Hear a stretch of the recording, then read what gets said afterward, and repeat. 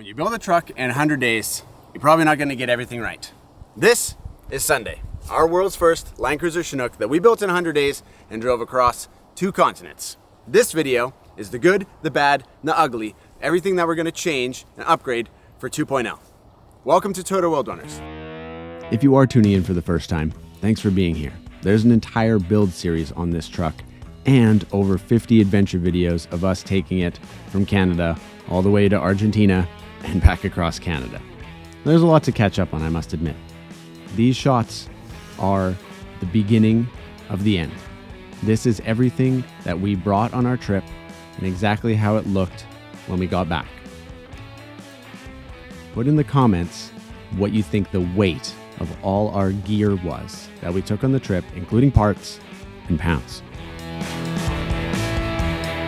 Okay, so we are heading to the dump right now to weigh Sunday because that's the best free scale there is. We're gonna do a weight right now with all of the stuff that we brought to, like, down the Pan America, like to South America, and then we're gonna do another weight without our crap to see how much unnecessary stuff we can get rid of. So we're gonna guess, like what it weighs right now. We have limited water, limited fuel, so. I'm gonna say 6,340 pounds. Oh, that's a pretty good guess. I'm gonna say 6,250. Let's go. Let's go. 2960. 2960 kilograms times 2.2. Wow, big guy. We were both wrong. 6,512. Now we will take out all of our stuff, which is a lot of stuff. See how much it weighs after that.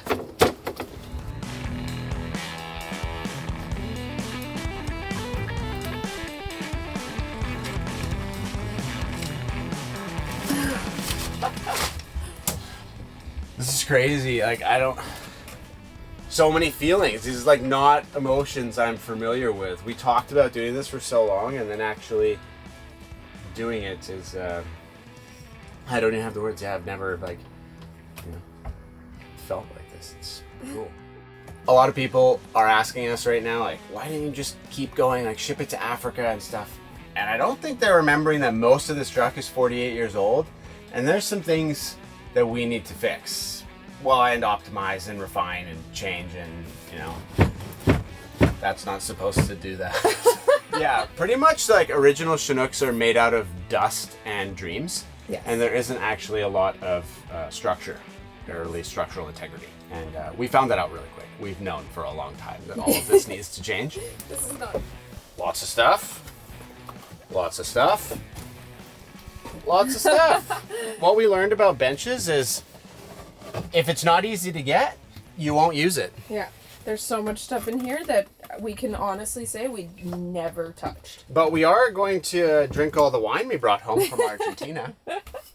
Yeah, that's that's coming out for sure. Oh yeah. Okay, this is crazy. It looks so big. It's so exciting. Oh my gosh. I want it to look that empty once we rebuild it and have all our stuff in there. So now we're gonna go weigh it. I think we had 300 pounds of stuff. Yeah. Okay, now we're just weighing. We just took all of our stuff out of it. Oh, okay. Now they're just weighing. Oh, so no garbage. No garbage. Is that okay? 26.15. That's insane. 26.15. We were 29.60. What is the pounds on that? That's 759 pounds. 760 pounds worth of parts, fluids, clothes, and crap. Something that was really hard on the trip that we didn't expect was finding awesome food. At times we would have some of the best food that we've ever had in our lives, and then at other times we'd be in a remote town in the Andes and the only thing that we could buy was potatoes, onions, and sweets. Because we were in the off season, and that's what we had to deal with. And that's why I'm really excited about this week's sponsor of Total World Runners, AG1.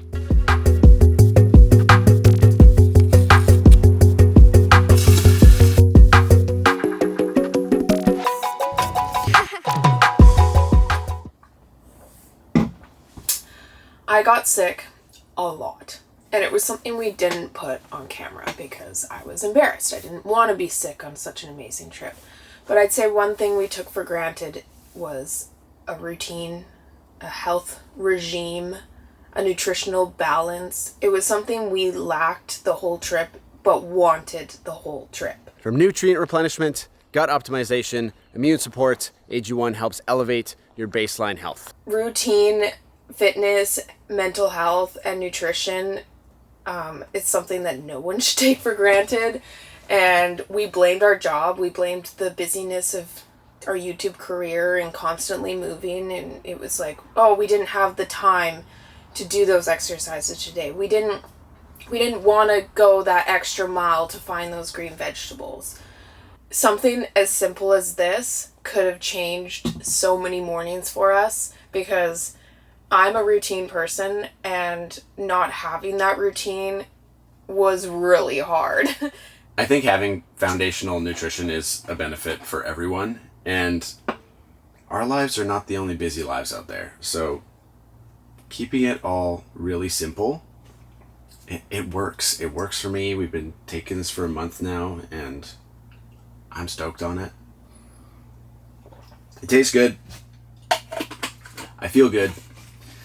And that's really what matters, isn't it? Go to drinkag1.com/ToyToWorldRunners or scan the QR code to get a bottle supply of vitamin D3 plus K2 and 5 AG1 travel packs with your first subscription. Thank you, AG1, for making this content free for you guys and supporting Toy to World Runners. Welcome to the inside of Sunday. Something some of you have probably never seen. Not a place that we filmed very often, for reasons of which you will find out if you watch the rest of this video. This is kind of a raw, uncut, what works, what doesn't in this truck, and hopefully some inspiration for you if you're building a truck any similar to this, anything like that. There's some really key things that we made mistakes on, and there's some things that worked really well. So it's kind of like the gear that makes the difference. Yeah. And I think a great place to start is right here. The part that really, really, really worked. We got this fridge sponsored, and that was exciting at the beginning, but we were pretty concerned because this is a Chinese fridge, and there are mixed reviews on certain brands of them. I can tell you with a lot of certainty that this is an awesome fridge. This fridge didn't turn off the entire trip.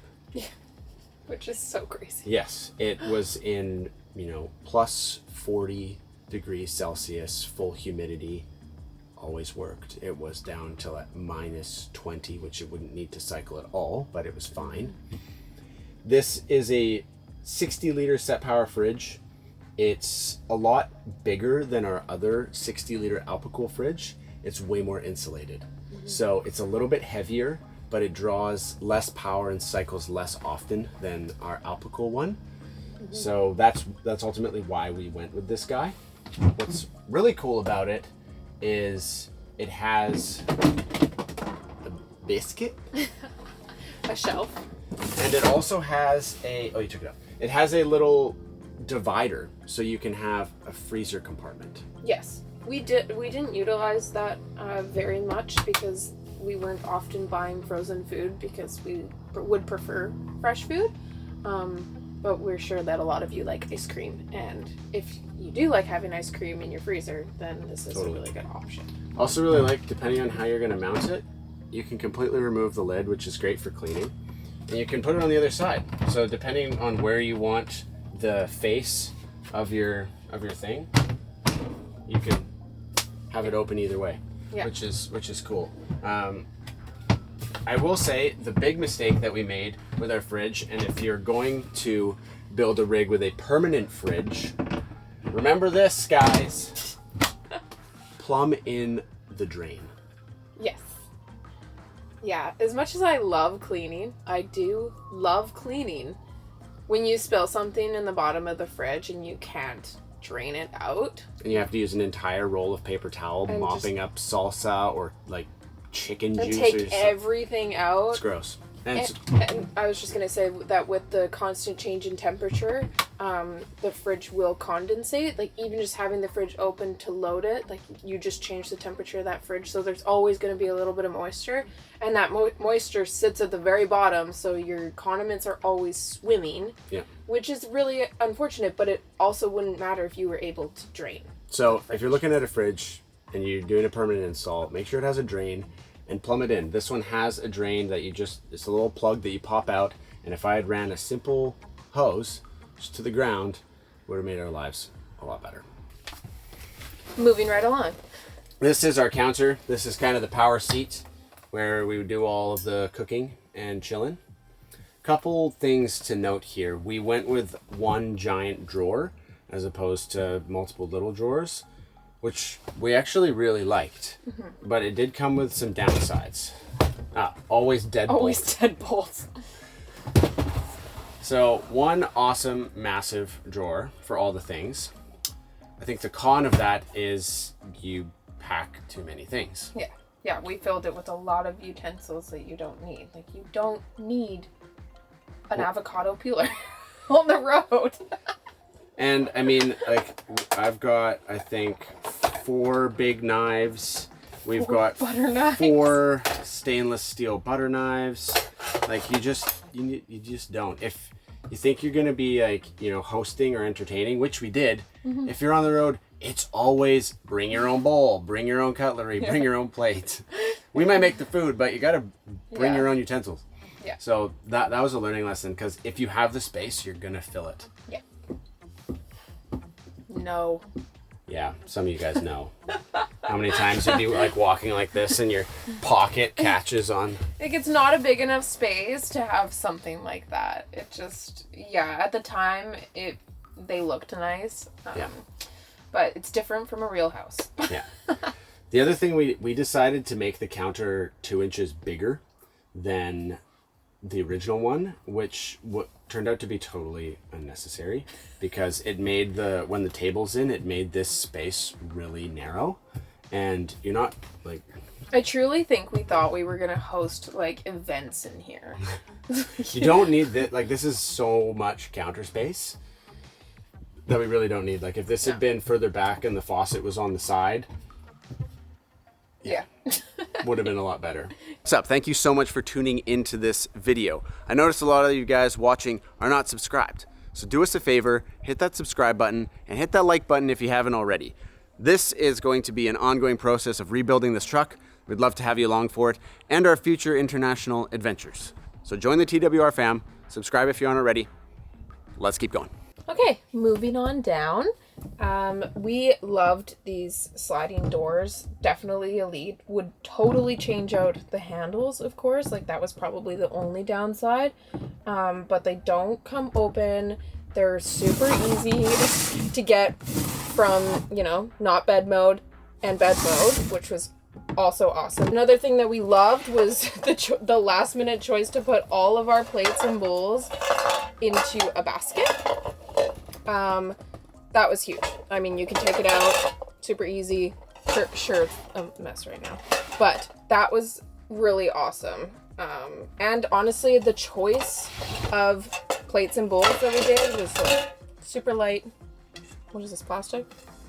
I don't know. My mom bought these for us and they were awesome. Going 4x4 and not having to worry about, plates breaking. Like, these are so durable. So that was huge. The only other thing is, like, this, you can see how big this space is, and you can see how much space we didn't use, right? So, like, we want to really kind of use every square inch so we can, save weight and save space in other areas. This side of cabinetry, a little bit of the same story. It's just an empty cavity that is not optimized at all. All of this water system stuff really needs to be moved to the back wall, because we would just throw random stuff in here and it would either fit or it didn't. Big stainless steel sink was awesome. Awesome. Loved being able to throw our dirty dishes in here and drive away and not worry about them. It's also great to just have running water on demand. The downside of this is we chose a really fancy faucet for aesthetic purposes, And a better idea would have been to have a more industrial faucet that had a threaded mouthpiece, whatever, to run a hose out the window or to another area. But we've got some water system upgrades that we'll tell you about later. This was a bit of a miss, although it's nice. Black faucet. Propane stove. Loved most things about it. Hood vent we found more or less unnecessary. Propane was incredibly efficient. The only downside is cooking with propane on the inside is the amount of condensation, and when you have a canvas top, that can play a pretty negative role in, well, for a lot of reasons. Just having that much moisture inside from cooking is not ideal. Also, I found that this being over here, you're always kind of cooking at a weird angle.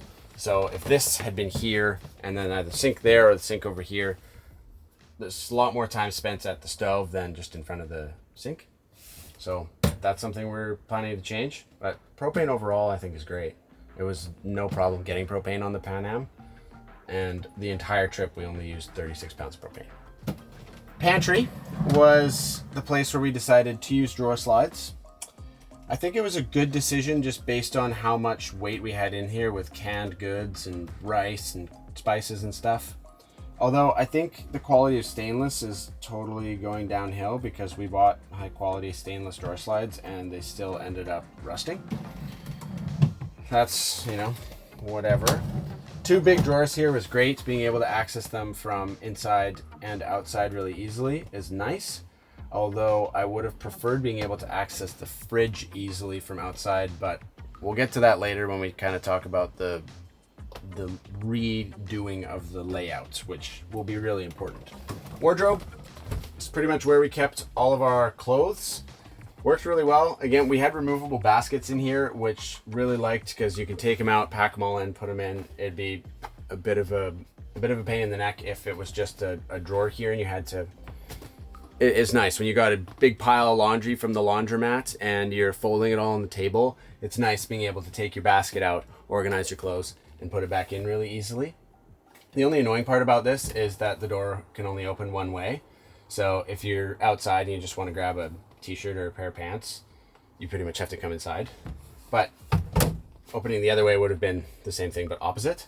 So I have a cool idea for 2.0, which will kind of solve for that problem. But for now, that was what worked. This, sawdust drawer or door from 1976. One of my biggest creature comforts that I wanted to take from home that would make our tiny off-road home feel like a home was good bedding. I spent a good time looking for a small duvet that was good quality, breathable, could handle humidity, etc., and the cold. And I spent like $175 on a really nice pillow. So that was a win for the comfort side. I'd say the thing that didn't work is the location that it had to be. So this is where all of our bedding lived. This is our duvet sheet and pillows. But as you can see, it takes up an entire body on our bench, which is a part of our, mental clarity zone. So Matthew's favorite position was to sit like this. However, it would be really nice to have this space free. So I'm really looking forward to Matthew's idea for 2.0 to kind of change where our bedding's gonna live. These cushions were real upholstered before we left, and they lasted until about Ecuador, Peru. Once they had been through extreme humidity and heat and then extreme cold, they turned from this to this to this pretty quickly. So they just got cracked and destroyed, and we tried to save them, and it just didn't work. They're like a faux leather thing, which was great because they were easy to clean. Not great because they did this. So upgrading our cushions to a higher quality material is high on the list. Benches. There's 3 of them here, and it's a lot of storage. But what we learned really quickly was that if it's not easy to get, you're not going to use it. You can see how big this bench is. Also, having to move the cushions every time you want to get something, annoying. This is massive. This is, I don't know the math, probably like 4 or 5 square feet in here. There's a ton of stuff, but like just really awkward to get to. We ended up keeping most of our truck parts and things back here. Huge amount of storage, really not optimized. It also still has some original shag carpet in there, which is about 48 years of memories that I do not want to know about. So yeah, I think this, I like being able to access from top, but it would be really cool if it also had a drawer, an easy way to kind of, you know, slide it out while you were also sitting on the bench would be great. But the fact that this is original wood from 1976 is pretty darn impressive. So this giant table, which you can see how heavy it is. Wow, why weren't we doing this before? There's our work equipment. Was our bed and our workstation.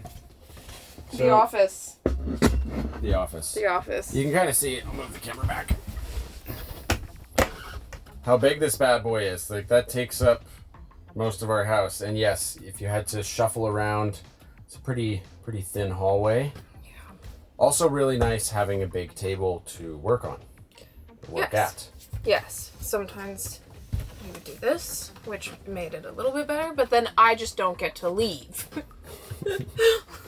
I'm trapped. The other, I didn't like how the default position was having the table in. Yes. Yeah, because it just takes up so much space. And in such a small space, you want the option to get rid of it to be a lot easier. But because it's so heavy, it was never really an easy option. We also had nowhere to put it, which is also a great idea for the second version. This is my least favorite part about the Chinook. I have so many things I love about it. The shape itself is fun, but also very inconvenient.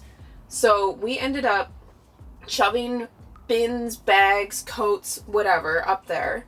Any moisture on those windows would touch all the items up there. That's where we got our mold. That's where we got mildew. You can kind of see on the fabric at the top, there was always moisture in this upstairs area because of the windows condensating, because of our leak in the canvas. There was always moisture up there. So that was just a huge pain point for me, because if stuff was enclosed, we blocked off the windows, it would have been just like totally different. The net that was here that you saw before was a win. That was a win. Having that there full of stuff really showed us, like, where would that stuff have gone if we didn't have that net. It was freaky. This is our electrical bench, which houses our 100 amp hour solar lithium battery and our Renogy 1000 watt inverter. You might be able to see how dusty everything is, and that's absolutely something that we need to fix because we don't want dust. This battery worked flawlessly the entire trip. I'd say 100 amp hours is pretty much perfect until you want to run Starlink. But if you don't have Starlink, then man, this battery would run our lights, our fridge, charging our drone batteries for weeks. Awesome. And we have a 40 amp DC to DC charger for the battery to charge off the alternator. All of that worked flawlessly. So I'd say this system was a bit of a win. You can tell the wiring is not that beautiful, and that was just, based on the haste at which it was installed. So we're going to be, refining some details there. I will say, because we are running Starlink, we will be adding more power because Starlink's thirsty even when we convert it to 12 volts. So I'd say for us, we have a larger power demand than perhaps most people, but this basic system is pretty flawless. In one of the original Chinook commercials, they have a "good for 6 footers" tagline. Well, I'm 6 feet tall, and it's definitely not 6 feet in here anymore, although it used to be. So I'm basically like this now, which is kind of no bueno. So I've got to do some engineering to make this top lift up higher, which will be so nice. It just kind of slowly sagged and the spring is maxed out. It's 48 years old. Also, this is the original canvas, which in and of itself is impressive and shocking. However, it's got some blemishes, it's got a couple holes, and it's really time for us to upgrade the canvas. If you have a recommendation of a company that does custom canvas for campers that doesn't cost the earth, but uses good quality materials, please leave us a recommendation. Other than that, it's pretty awesome to be able to stand up and put your pants on and move around. But you know, this needs to improve. For the first time on YouTube, we are going to show you how we go from table mode into bed mode. I know some of you have been waiting 17 months for this. Standby is not graceful. And we did this every day. And this is probably the #1 annoyance that we had. It was good for the first few months. It was just part of our lives. We didn't mind. It's whatever, making your bed. No. Making your bed every single day is a chore you do not want to have to do. So this is what we did every day. Okay, table mode. First step. First step is Matthew, because I'm always on this side, folds this down, put the little legs down. Yep, and we take lift the table out, but God. you know, the pole's always doing weird Yep. things, so get the pole out. pole goes on the floor. Flip that leg out. That goes in there. And that goes there. Make sure it's all Make tight. sure it's tight. Let me Set up our cushions. arrange all the cushions. Ta-da! And there it is. And then we put the sheet on. Sheet on, and then your flat sheet, and then your duvet, and your pillows. So, you know, it's just, like Matthew said, it wasn't a big deal for like the first 4 months, and then it turned into a big deal, and then we were just annoyed. And honestly, we're pretty fast at it. Like, we can probably do the whole thing in under 2 minutes. Yeah. It's just, you know, It's tedious. the little things become big things. Yeah. Also, check out how small this bed is. We really like each other. It's no wonder we got engaged, because this bed is only 44 inches wide. Yeah. I think the last comment really on the inside is a huge slow clap for the Chinook. The fact that this little counter is the only thing in here that's not original. All the walls, the table, the wardrobe, the benches, the top, the canvas, the front, everything is 48 years old. And that in of itself is just staggering. It's amazing. And I'm so proud of what this truck was able to do. And that's one of the reasons why we are going to gift this truck a new life by modernizing, future-proofing, and refining this living space to be ultimate, top tier, AAA, prime beef, where you come in here and you're like, damn, there was a lot of attention to detail here. Because we probably have more data than 99.999% of people who have ever had a Chinook. So we're going to use that data and make something incredible. The cab is small, but that doesn't mean it can't be awesome. We used the back of our seats for storage a lot. We had one of those seat organizers, which I took off. This right here is our main plug where we charge everything off, which is actually a really good spot. I would say vertical would have been better so these don't get dust in them, but having easy access for our drones and camera batteries at the front of the cab is awesome, but also being able to get it in the house is just, you know, it's great. So, yes, the cab is small, but it's honestly really spacious because this dash isn't very big. Excuse my text message. Because the dash isn't very big, I was able to push the seat so far back. Like, I'm 6 foot and I can completely straighten my legs, which is kind of rare for a truck this small. What I did make a mistake is I put the seats too low. So when I'm driving, my legs are like this, which means I have no support under my knees, which after about 6 hours gets, you know, you get pretty worn out. So I have enough room to raise the seats up which I will do. Love the center console, loved having the cup holders, loved having this little like table here for whatever you want. This dash is, well, if I get all of our memorabilia out of the way, you can see our Toto, which is our head unit. And we joked pretty much from the start of the trip that this is a Toto waste of time. It was a Toto pain.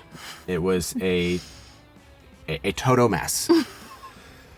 It rarely worked at all. I was never able to connect it to my phone properly to run our OBD2 gauges.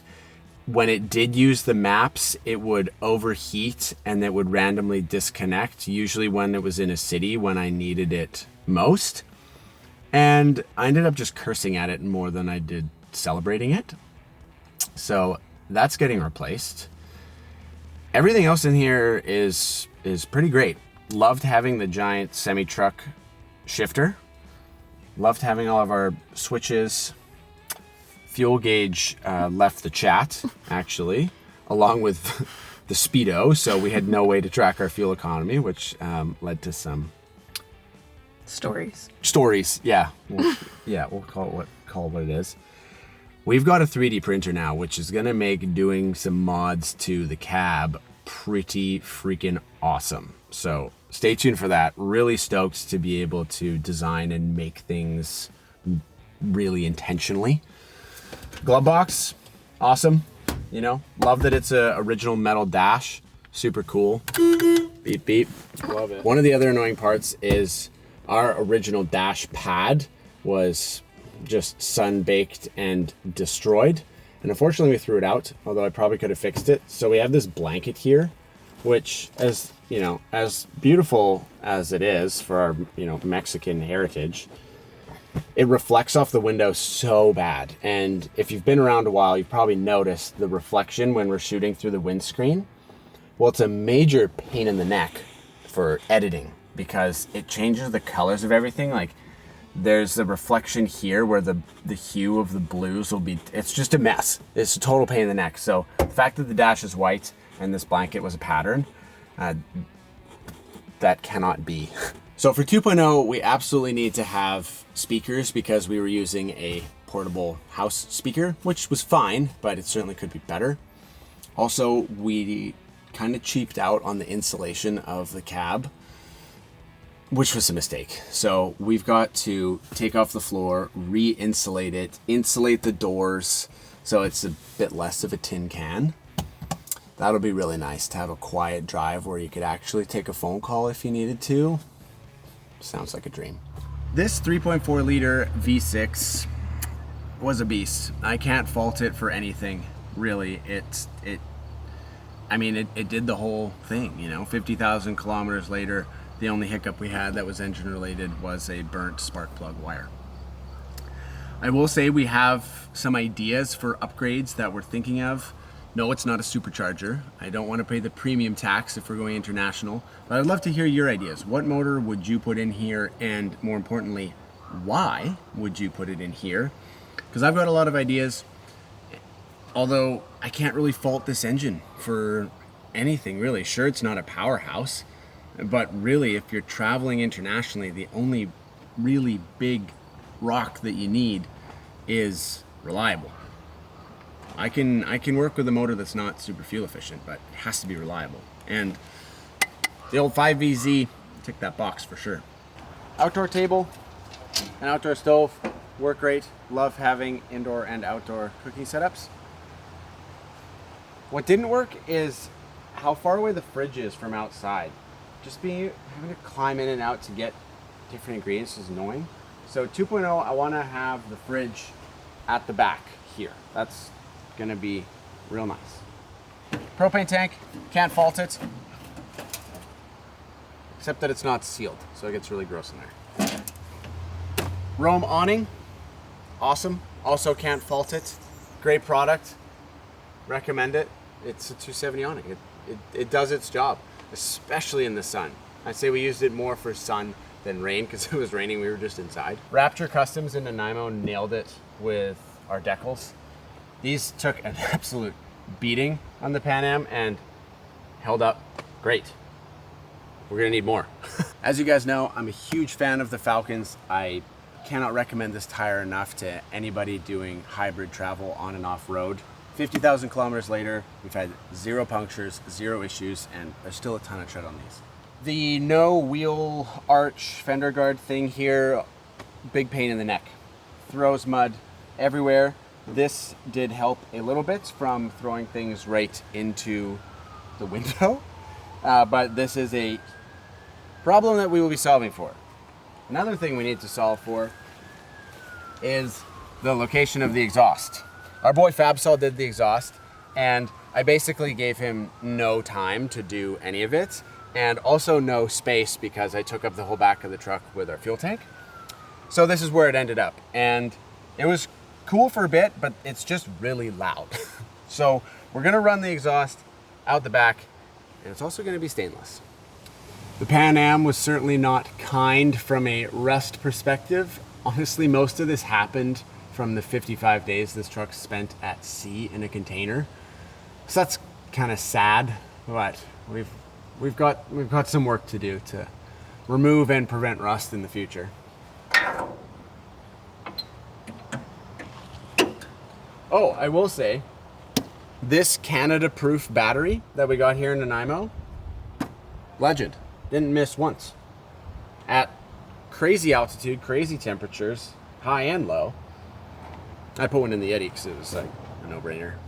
The bar work on the Chinook was probably the most complimented thing that we got on the road, and for good reason. It's good looking, it's strong. I'm just stoked on it. Warren winch. I don't know, if you're gonna go international, you kind of want to run the best. I can say the same for the KC lights. If you want it to work when you need it, sometimes you just gotta, fork it out. Buy once, cry once. And I mean, we only had to use the winch to pull out other people and ourselves once from some really sticky mud, and it saved our butt.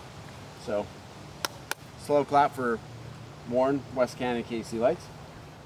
This tire rack you might have noticed we put on in the last video, and I so wish that I had it for the whole trip because loading up firewood on here was just such a dream, and so many times we just had to put it in the back of our truck, which is just not what you want in your house. You can also do a lot of cool things with this rack, like mount a Rotopacks. It's got a chainsaw mount. You can even put your propane tank on the side.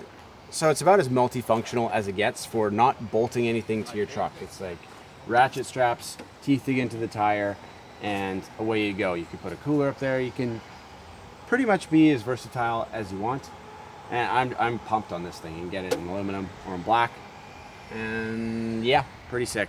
This is our master list, which will be ongoing and added to as the build goes. You can see we've got the cab, the camper, drivetrain, and chassis. So big rocks for the cab, AC for sure, speakers, insulation, seats, dash pad, navigation. The camper, there's a lot to do. The biggest thing that we're going to be upgrading is the actual floor. The actual floor will be getting reinforced, replaced. It's just too old, and we want to future-proof the truck, so we got to redo the floor. We're going to be doing new canvas, which we talked about, window seals, new screens, new walls, new insulation. When we say modernize, well, we're modernizing big time. We're also going to be adding 400 amp hours of lithium. We're going to go induction cooktop. We're ditching the propane. This might raise a lot of red flags for people. I can talk about this, the why behind it, in a future video, but we're going to commit to that. We're going to have huge power, huge charging ability, and it's going to be awesome. We're going to have a heater. I don't know what type of heater we're going to run yet. Probably a gasoline heater from Webasto. New lighting on the inside, new cushions, which we talked about. The layout is mostly going to be the same. We are going to relocate the fridge to the back. I have this really cool 3-piece futon idea, which will make our bed so much easier to set up, and it'll give us a bit of modularity, if that's a word, for our sitting setup. That's going to be really cool. Upstairs storage, which Stacy talked about, we're going to optimize with drawers. Got some really cool ideas there. Drivetrain and chassis, you can see we've left blank because ultimately there really isn't a lot that we should improve on, although there is some things that we want to improve on. One big thing is it would be nice to get the lockers working. They worked when I put power to the actuator directly, but they were never wired into the cab. So that's going to be a big thing. The other elephant in the room is, are we going to replace the engine? I don't know yet. I don't know. The 3.4, it did its job.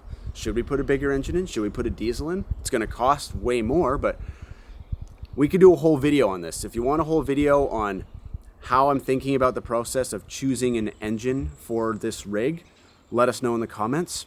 There's a lot to go over. We're definitely going to be adding reduction gears to whatever transfer case we put in. The suspension worked great. Might upgrade the shocks. This is kind of like, we're not really sure because, if it ain't broke, don't fix it kind of thing is a little bit, but also like we want to future-proof this thing for Alaska, Europe, Africa, and beyond. So there's a lot we could do. That's pretty much the master list. We'll be adding to this, and you're going to see in the next video of the Chinook what stage it's at now, because it's a lot different than what you just saw. Thank you guys so much for watching. Subscribe if you're not already.